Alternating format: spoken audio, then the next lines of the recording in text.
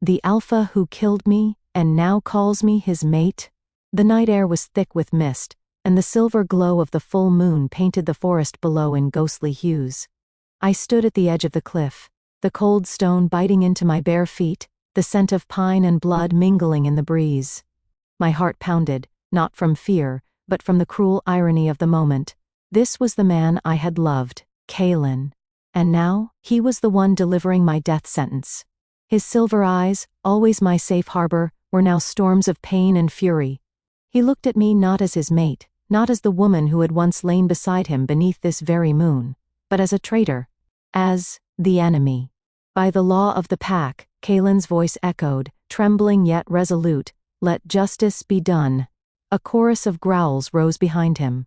The warriors of the Nightfall pack, my pack, surrounded me, their eyes burning with rage. Or was it pity? I couldn't tell anymore. All I saw was him.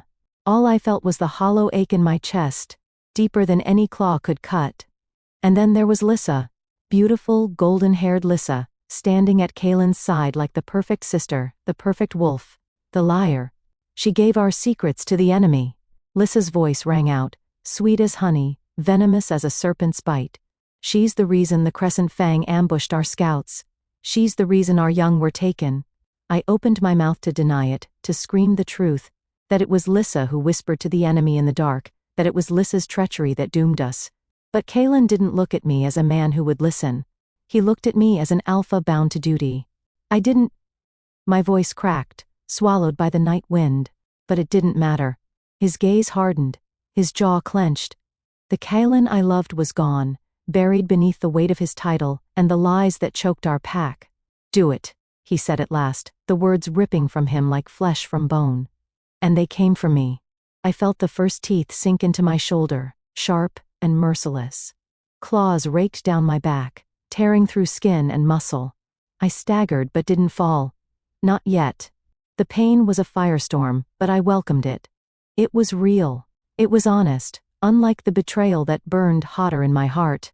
The world became a blur of snarling muzzles, flashing fangs, and the metallic tang of my own blood. My vision darkened at the edges, my knees buckled, and I fell to the ground, the cold earth rising to meet me.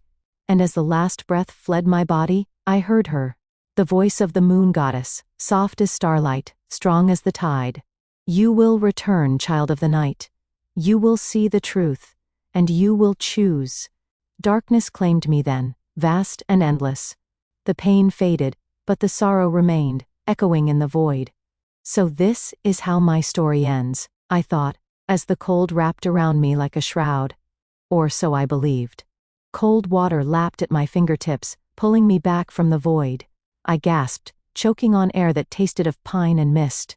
The world came into focus slowly. The rush of a mountain river, the whisper of wind through the trees, the sharp bite of stones beneath my palms. I pushed myself up, trembling. My body felt wrong, lighter, smaller. I staggered to the water's edge, drawn to the reflection rippling on its surface. A stranger stared back at me. Long honey-gold hair clung to delicate shoulders. A face I didn't recognize. Heart-shaped, soft, with full lips and amber eyes wide with shock. My eyes. Or were they?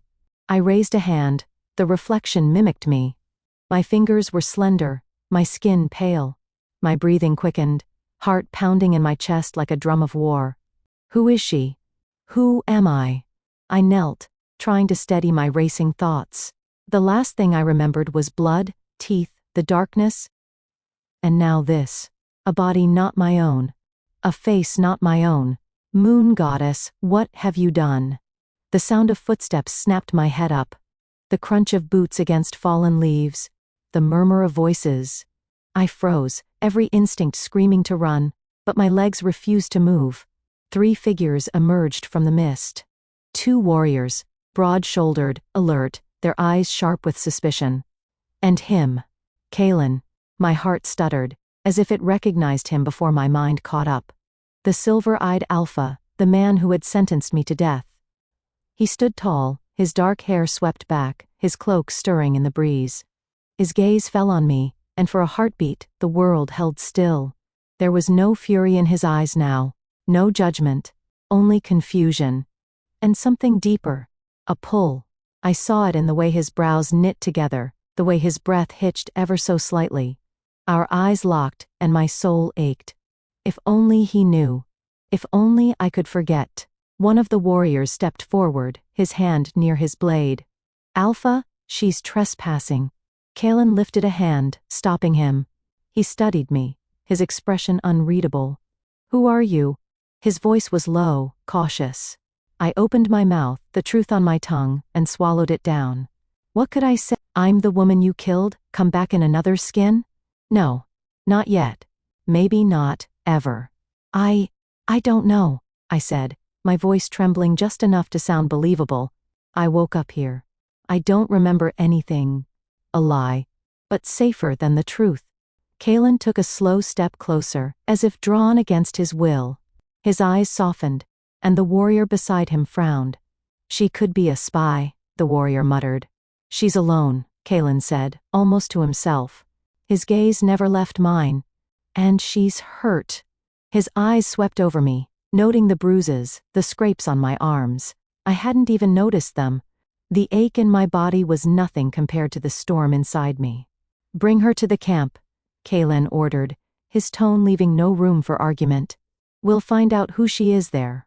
The warriors hesitated, then obeyed. One moved toward me, but Kalen was faster, offering his hand. I stared at it, at the hand that had once sealed my fate. My fingers hovered over his, then I forced myself to take it. Warmth shot through me at the touch. My wolf stirred, restless, confused. His scent hit me, pine, rain, and something I hadn't felt in so long. Home, but this wasn't home. This was the beginning of something far more dangerous. As we walked, I kept my eyes down, afraid he'd see too much if I looked at him again. My mind raced with questions, with fear, with the hollow ache of memory. If only he knew. If only I could forget. The camp of the Nightfall Pack unfolded before me as we emerged from the trees. A settlement of sturdy wooden houses clustered beneath the towering pines, smoke curling from chimneys, the glow of firelight spilling onto packed earth. A great central hearth crackled, casting flickering light over faces that turned to stare as we entered. Above us, wooden watchtowers loomed, their guards alert, weapons glinting in the moonlight. I felt their eyes, their suspicion. Every step into this place that once was home felt like walking deeper into a memory, or a nightmare. But it wasn't their stares that set my blood burning. It was his. Kalen walked beside me, his presence like a storm barely held at bay. When his gaze flickered toward me, searching, curious, conflicted, a strange heat coiled in my chest. My pulse raced, my skin prickling as if lightning had kissed it. And when his eyes moved away, when he took even a single step ahead of me, a hollow ache followed, sharp and sudden, leaving me breathless. No, it can't be. I clenched my fists, fighting the tremor in my hands. The bond died with me. It has to have died with me, but the lunar bond didn't care for logic. It tied souls, not flesh. And now it stirred, tangled, confused, demanding. Kalen's jaw was tight, his silver eyes shadowed with thought. I could see the battle inside him. Duty against desire, logic against the wild call of his wolf. He felt it too. I saw it in the way his shoulders tensed when I stumbled slightly, in the way his nostrils flared as if trying to memorize my scent. Beside him, Riven kept his distance. The beta's dark hair was wind-tossed, his brow furrowed as he studied me, not with Kalen's conflicted hunger but with a soldier's wary eye. His voice was low when he finally spoke. There's something off about her. Kalen glanced at him. She's lost. Hurt. Riven didn't look away from me. And not what she seems. I met his gaze, steady despite the storm inside me. Riven had always been the cautious one, the one who saw what others missed. It was only a matter of time before he started putting pieces together. He'll see me. The question is, will he protect me? Or expose me? Before I could dwell on it, she appeared. Lissa? She stepped lightly between two houses, her golden hair shining in the firelight, her smile warm as the summer sun. But her eyes were winter, cold and sharp beneath that perfect mask. Sister, Kalen greeted, his voice softening. Habit, I supposed. Lissa's gaze swept over me, lingering just a beat too long. What have we here? She asked sweetly, though the calculation in her stare was as sharp as any blade. A wanderer, Kaylin said. She's injured. We'll shelter her until we know more. How kind, Lissa said, the corners of her mouth curving upward, though I saw the tension in her jaw. You've always had such a generous heart, brother. Her eyes found mine again. Welcome, stranger. I'm sure we'll take good care of you. I forced a polite nod, masking the chill that crawled down my spine. She knows. Or at least, she suspects.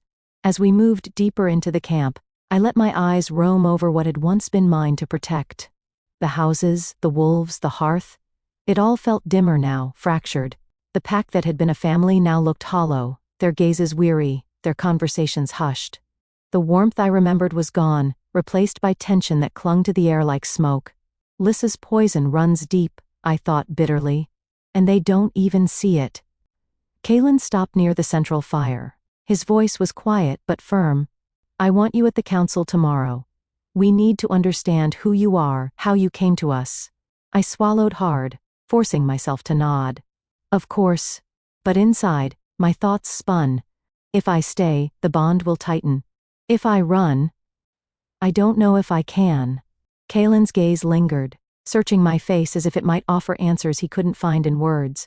Then he turned, his cloak catching the wind as he strode toward his quarters, and with every step he took away from me, the strange hollowness in my chest grew sharper, until I could hardly breathe.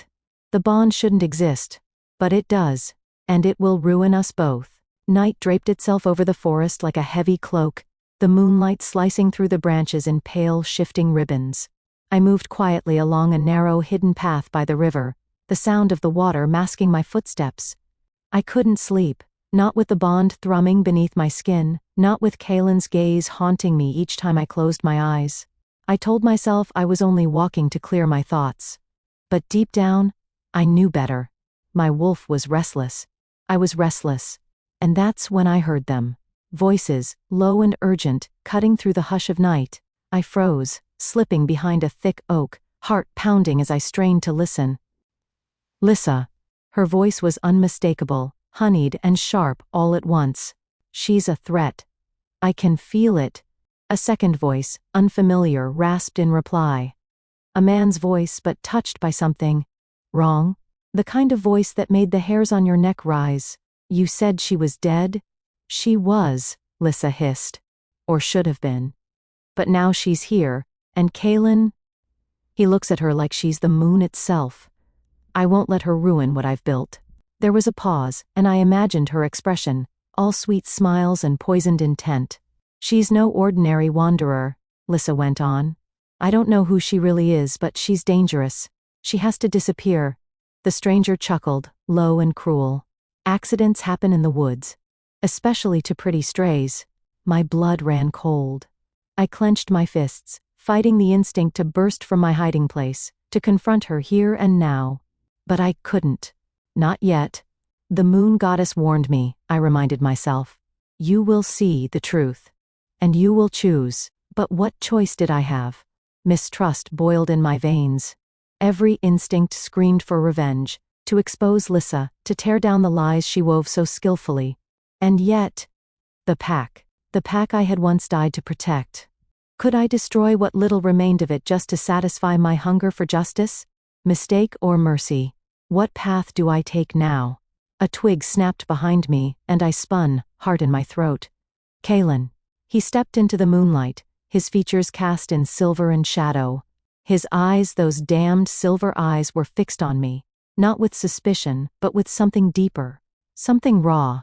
Why are you out here? He asked, voice low. It's not safe at night. I searched his face for signs he'd heard Lissa, that he'd seen the truth. But no. He'd come for me, not for her. My heart twisted. I couldn't sleep, I said simply.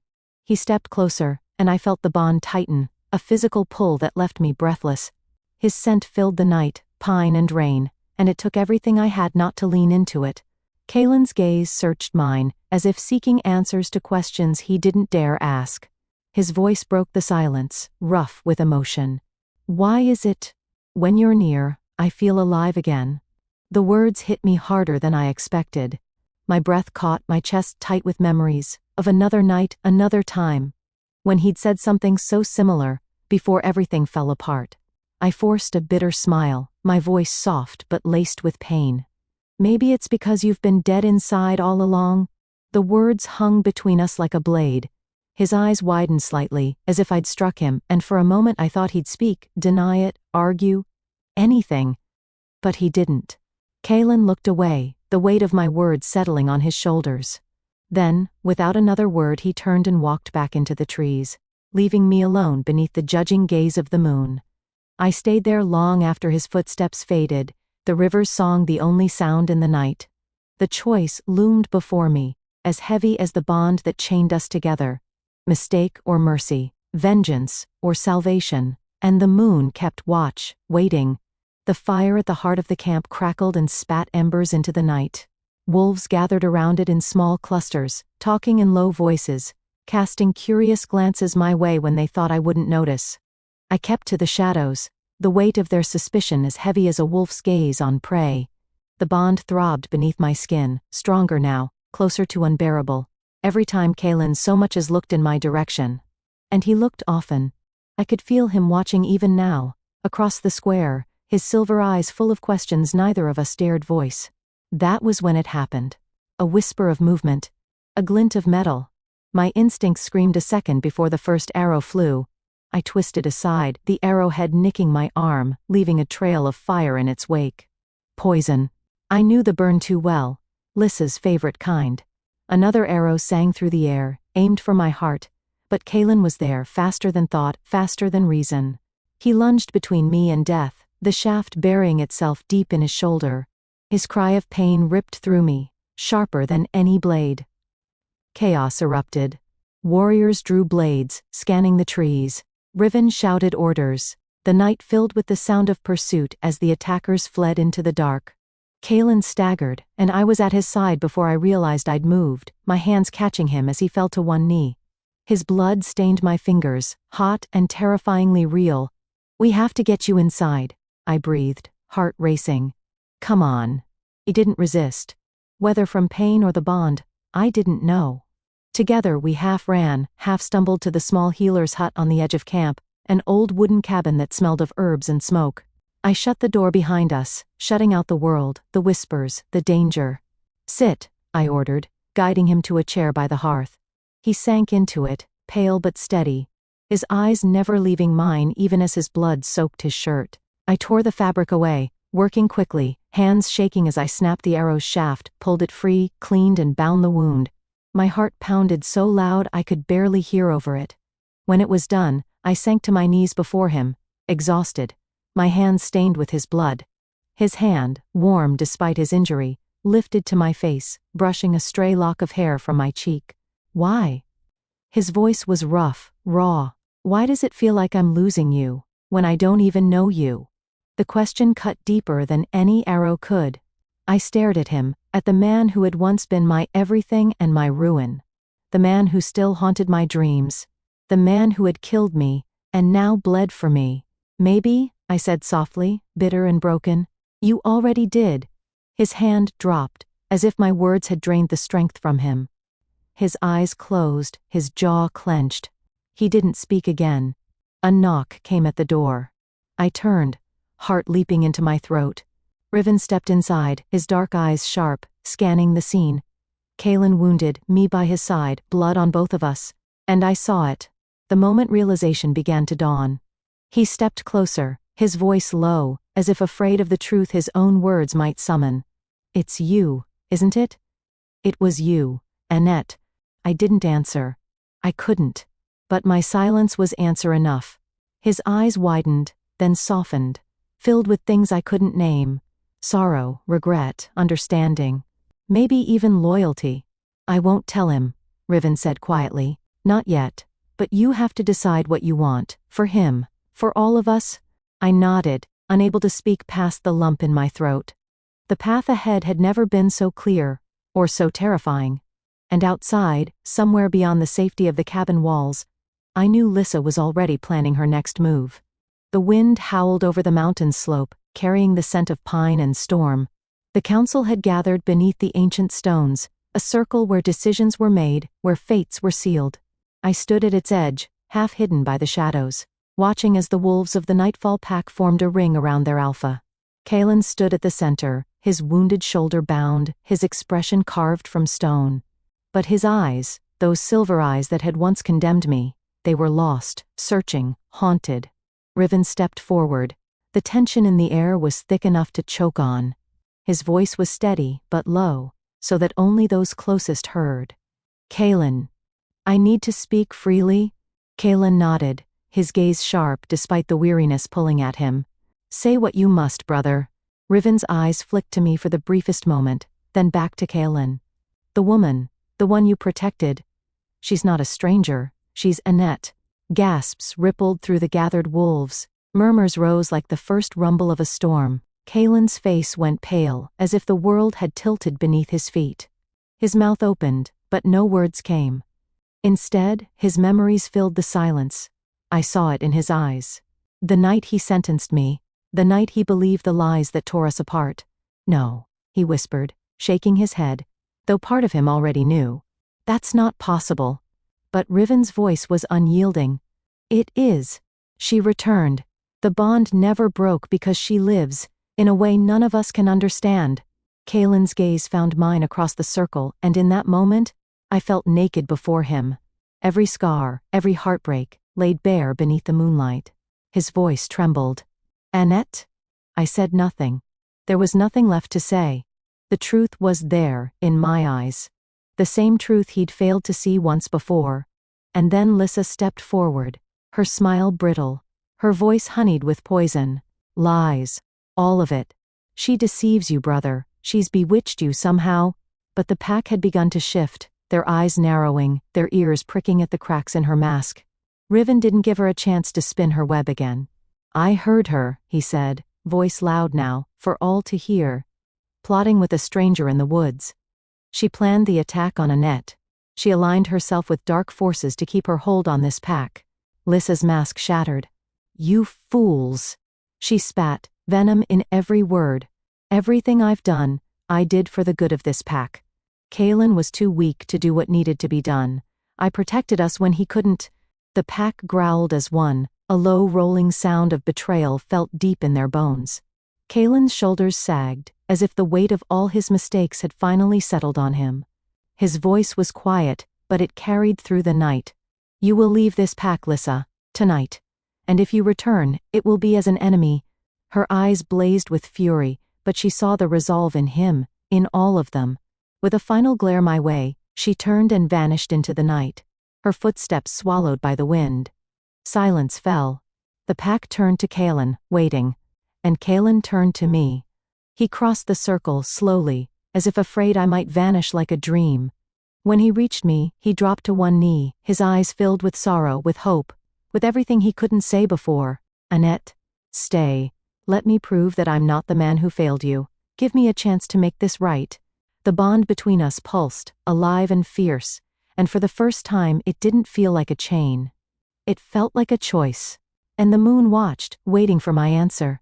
The first light of dawn broke over the mountain, washing the world in pale gold. The forest below stretched endless and silent, the shadows of night retreating beneath the growing day. I stood at the summit, the cold wind tugging at my hair, the scent of pine and earth filling my lungs. Beside me, Kalen was a quiet, steady presence, the man who had once broken me, and now stood ready to mend what he could. Below us we saw the fleeting figure of Lissa, her golden hair wild in the wind as she ran through the trees, desperate and alone. She had fled when her lies crumbled, when the pack turned its back on her treachery. She won't get far, Kalen said quietly, his voice heavy with sorrow. But we have to see it through. I nodded.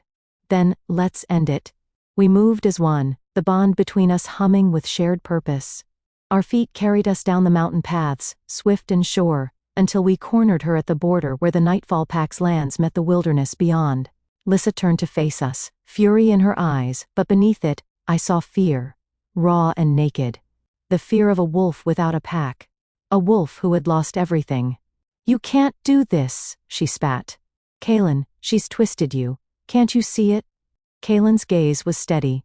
No more lies, Lissa. This ends now. You're no longer part of this pack. If you cross this border again, you'll be treated as a threat.